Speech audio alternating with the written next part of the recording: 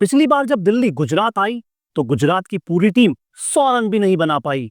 एक बार फिर दिलवाले गुजरातियों के गढ़ में हैं, तो एक बार फिर क्या गुजरातियों को कड़ी टक्कर देंगे। दिल्ली इस बार दुरुस्त है, लेकिन गुजरात भी कुछ कम नहीं है। मुकाबला बड़ा इंटरेस्टिंग है। कौन जीतेगा, दिल्ली या गुजरात? आज की वीडियो में करने वाले हैं इसी पर बात। आप बने रहिए हमारे साथ। Let's get start. नमस्कार दोस्तों, welcome to the world of Ishan की आईपीएल हाइलाइट्स। दो ऐसी टीमें जो टेबल के टॉप पर नजर आती है और इस साल गजब का क्रिकेट खेल कर आ रही है।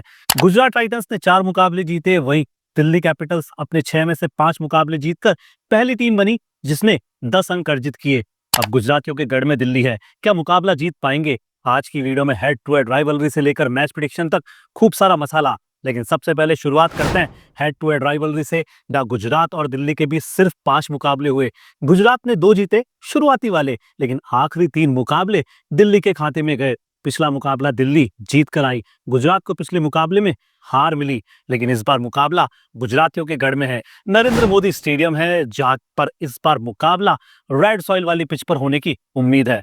कारण कि रेड सॉइल वाली पिच थोड़ा रन ज्यादा बनाने के लिए आपको मदद करती है, और गुजरात भी चाहेगा कि दिल्ली कैपिटल्स की स्पिन गेंदबाजी के सामने ऐसा विकेट ना दे जिस पर उनके बल्लेबाज फंस जाए, क्योंकि ऐसा पहले हो भी चुका है। बैटिंग फ्रेंडली विकेट है, एवरेज स्कोर लगभग फर्स्ट इनिंग में 200 से ऊपर जाने की उम्मीद, क्योंकि मुकाबला दिन का है। ड्यू फैक्टर वाली कोई बड़ी बात ही नहीं है।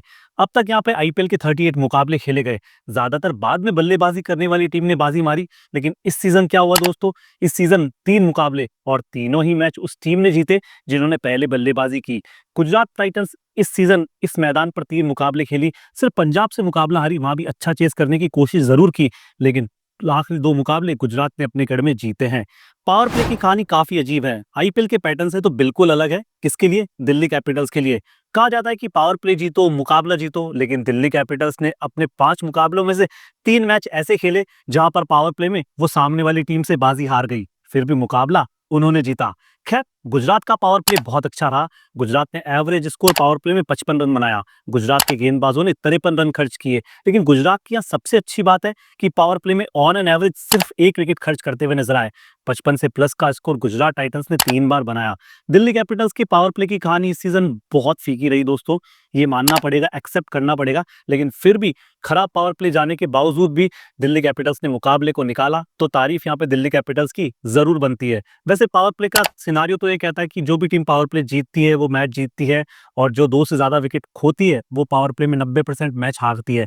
लेकिन दिल्ली कैपिटल्स ने बहुत से मौकों पर 2 से ज्यादा विकेट खोए, इवन 3 और 4 विकेट खो दिए, फिर भी उन मुकाबलों को दिल्ली कैपिटल्स ने निकाला है।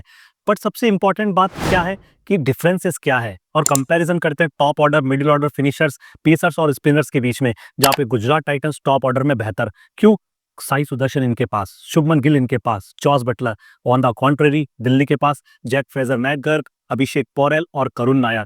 तीनों का कंपैरिजन गुजरात के टॉप 3 से करें तो गुजरात का टॉप 3 वाला डिपार्टमेंट बहुत बेहतर है, क्योंकि रन बना रहे हैं। दिल्ली का जो मिडिल ऑर्डर डिपार्टमेंट है वो थोड़ा स्ट्रांग है, और वो इसलिए स्ट्रांग है कि दिल्ली कैपिटल्स के मिडिल ऑर्डर में आते हैं कमाल लाजवाब राहुल, इनका साथ देते हैं पिस्टन स्टब, और कई मौकों पर अक्षर पटेल इन दोनों को ज्वाइन करते हुए दिखते हैं। लेकिन गुजरात टाइटंस के मिडिल ऑर्डर में समस्या ज्यादा है। रदरफोर्ड को छोड़ दे तो फिर बहुत ज्यादा बड़े नाम नहीं है यहाँ पर, क्योंकि इतने बड़े नाम यहाँ पर मिडिल ऑर्डर में दिख ही नहीं रहे। शाहरुख खान है, राहुल तेवतिया है, फिर बैटिंग इतनी गहराई नजर नहीं आती। लेकिन बात करें फिनिशर्स में तो दिल्ली कैपिटल्स के पास भी अच्छे फिनिशर्स हैं। आशुतोष शर्मा यहाँ पे नजर आते हैं, विपराग निगम है, कई बार तो अक्षर पटेल बतौर फिनिशर्स दिखते हैं।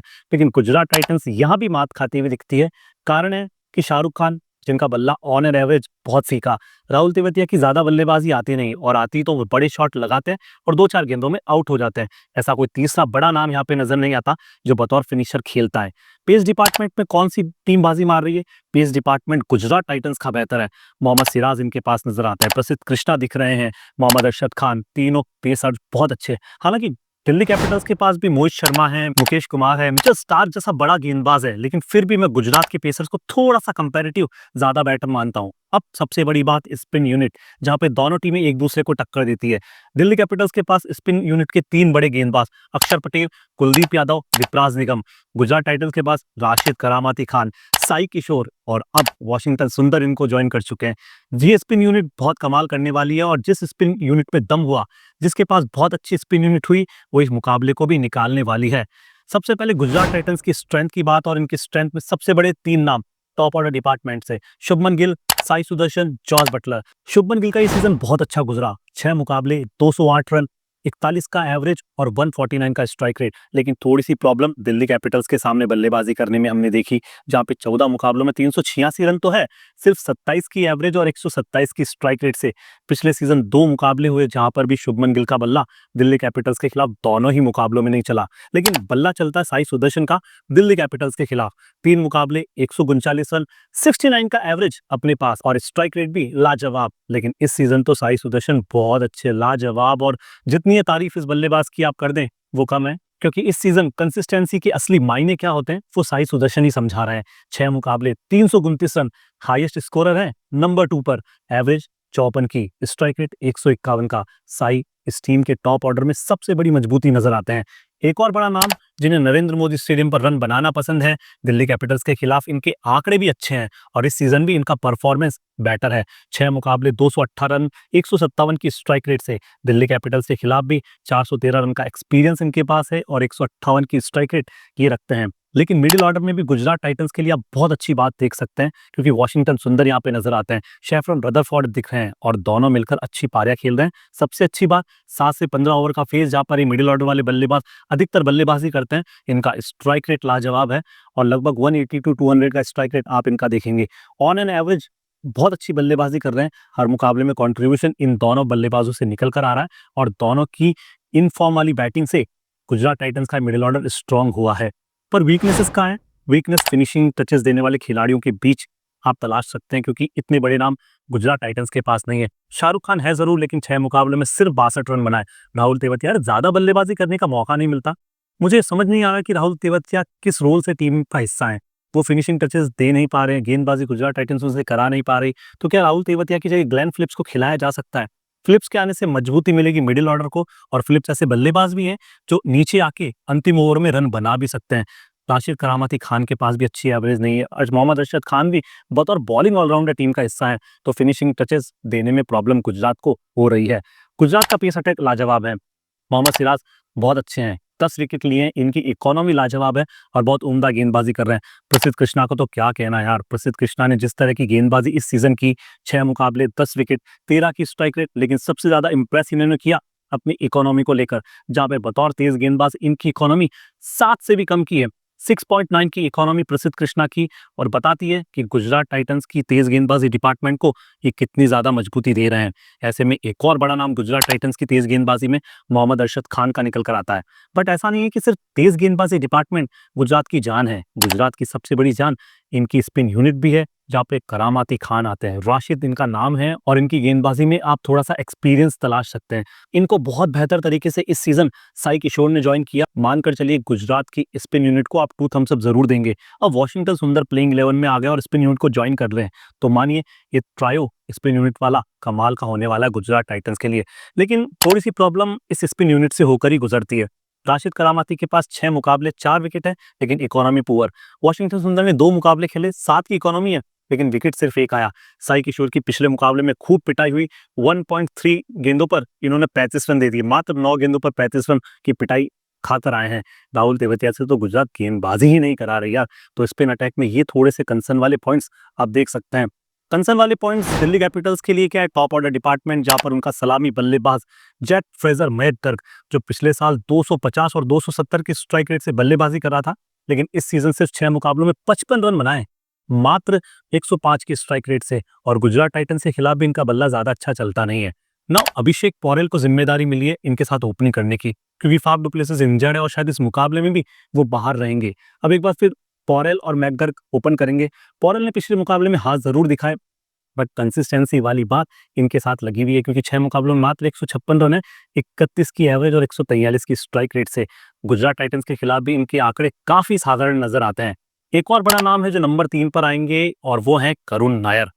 पहले ही मैच में बता दिया कि वापसी किसे कहते हैं और कमबैक की सबसे बड़ी डेफिनेशन इन्होंने साबित की, लेकिन पिछले मुकाबले में बदकिस्मती से रन आउट हो गए।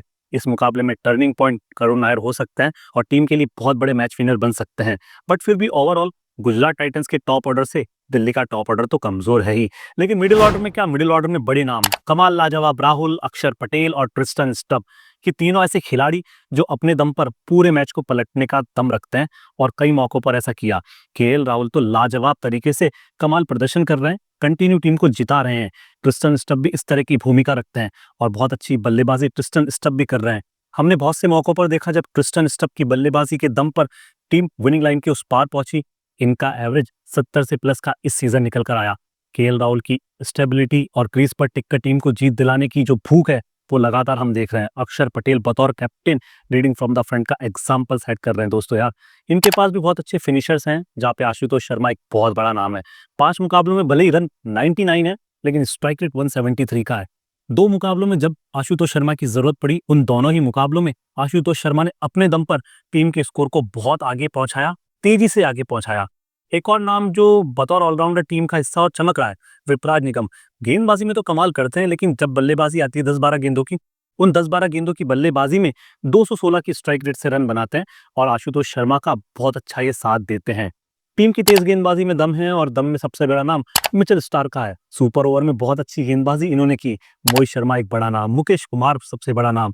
मिचेल स्टार्क के इस सीजन 6 मुकाबले 10 विकेट, 13 की स्ट्राइक रेट और इकोनॉमी थोड़ी सी poor, but Mitchell Starc match winner गेंदबाज है, फ्रंट लाइन बॉलर है और बड़ा नाम दिल्ली कैपिटल्स की गेंदबाजी यूनिट का है। मोहित शर्मा पर फोकस कीजिए दोस्तों, और वो इसलिए कीजिए कि नरेंद्र मोदी के मैदान पर ये मुकाबला है, जहां पर मोहित शर्मा के रिकॉर्ड्स बहुत अच्छे हैं। 14 मुकाबलों में 29 विकेट इस मैदान पर ही मोहित शर्मा ने चटकाए। इस सीजन हालांकि 6 मुकाबलों में सिर्फ 2 विकेट लिए। स्ट्राइक रेट और इकोनॉमी बहुत पुअर है। बतौर गेंदबाज अभी तक खुद को साबित इस सीजन नहीं कर पाए, लेकिन ये वो मैदान है जहां पर मोहित शर्मा अपना कमबैक लिख सकते हैं। एक और बड़े गेंदबाज हैं मुकेश कुमार, जिन्हें ब्रेक थ्रू गेंदबाज आप कह सकते हैं, और दिल्ली कैपिटल्स को जब जब विकेट की जरूरत होती है मुकेश कुमार विकेट निकाल कर देते हैं। इस सीजन के 6 मुकाबलों में सिर्फ 4 विकेट हैं। इकोनॉमी पुअर, स्ट्राइक रेट ठीक ठाक नहीं है, लेकिन फिर भी मुकेश कुमार बड़ा नाम है। बट स्पिन यूनिट और भी बड़ी है, जिसमें 2 बड़े नाम है, विपराज निगम, कुलदीप यादव। अक्षर पटेल को भी ज्वाइन करवा देते हैं हम, क्योंकि पिछले मुकाबले में विकेट ले लिया। 5 मुकाबलों के बाद विकेट आया, लेकिन विपराज और कुलदीप की बात पहले, क्योंकि इन दोनों ने दिल्ली कैपिटल्स की स्पिन यूनिट को अपने कांधों पर उठा रखा है।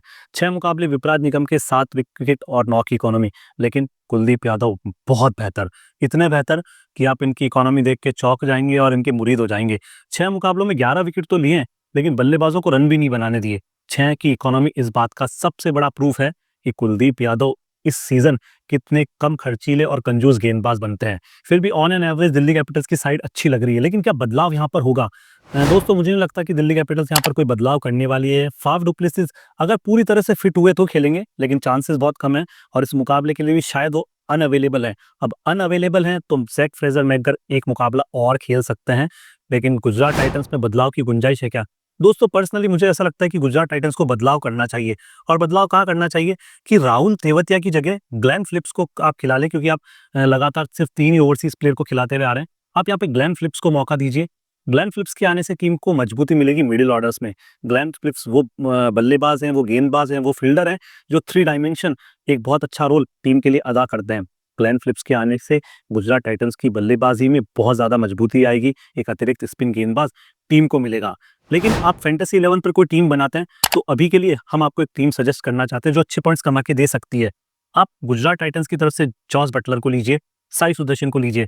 शुभमन गिल को मैं ज्यादा यहाँ पर प्रेफरेंस इसलिए नहीं दे रहा कि यार दिल्ली कैपिटल्स के खिलाफ आंकड़े ज्यादा अच्छे नहीं है, पिछला मुकाबला हार कर आए, थोड़ा सा प्रेशर इन पर होगा और यही कारण है कि हम फैंटेसी 11 में उनको नहीं चुन रहे। लेकिन वॉशिंगटन सुंदर को आप चुनिएगा, क्योंकि इनफॉर्म लग रहे हैं, बल्ले से और गेंद से दोनों से पॉइंट्स कमा कर देते हैं। साई किशोर भले लखनऊ के खिलाफ पिटाई हुई, लेकिन इस मुकाबले में वापसी करने के संकेत मिल रहे हैं। सिराज, डीएसपी साहब यार आप इन्हें जरूर लीजिएगा और ये इस बार विकेट निकालेंगे। पिछले मुकाबले में इनकी भी खूब पिटाई हुई, लेकिन यहाँ पर विकेट निकाल सकते हैं। और दोस्तों यदि ग्लेन फिलिप्स प्लेइंग 11 का हिस्सा होते हैं तो डेफिनेटली आप उन्हें भी चुनिएगा, क्योंकि मुझे लगता है ग्लेन फिलिप्स के आने से और उन्हें अगर मौका मिला तो इस मौके को जरूर भुनाएंगे। दिल्ली कैपिटल्स की तरफ से आप केएल राहुल को लीजिए, करुण नायर को लीजिए, ट्रिस्टन स्टब को लीजिए, अक्षर पटेल और मोहित शर्मा को आप अपनी टीम में शामिल कर सकते हैं। ये वो टीम है जो आपको अच्छे पॉइंट्स कमा के दे सकती है। लेकिन डू रिमेंबर हमारे टेलीग्राम का चैनल, जिसका लिंक है डिस्क्रिप्शन में, जहां मैच से पहले एक टीम जरूर शेयर करेंगे, अच्छे पॉइंट्स आपको कमा के दे सकती है। अब सबसे बड़ा सवाल और इस वीडियो का सबसे बड़ा सेगमेंट, मुकाबले का प्रेडिक्शन, कौन जीतेगा ये मैच, गुजरात टाइटंस या दिल्ली कैपिटल्स? दोस्तों वैसे गुजरात का पलड़ा थोड़ा सा कमजोर है और दिल्ली हैवी है, लेकिन फिर भी हम गुजरात को ज्यादा फेवरेट मानेंगे और हमें लगता है कि मुकाबला गुजरात जीत सकता है। लेकिन आपका क्या कहना है और आपकी क्या राय है, कमेंट बॉक्स में हम कर रहे हैं आपका इंतजार। शुक्रिया, बहुत बहुत धन्यवाद।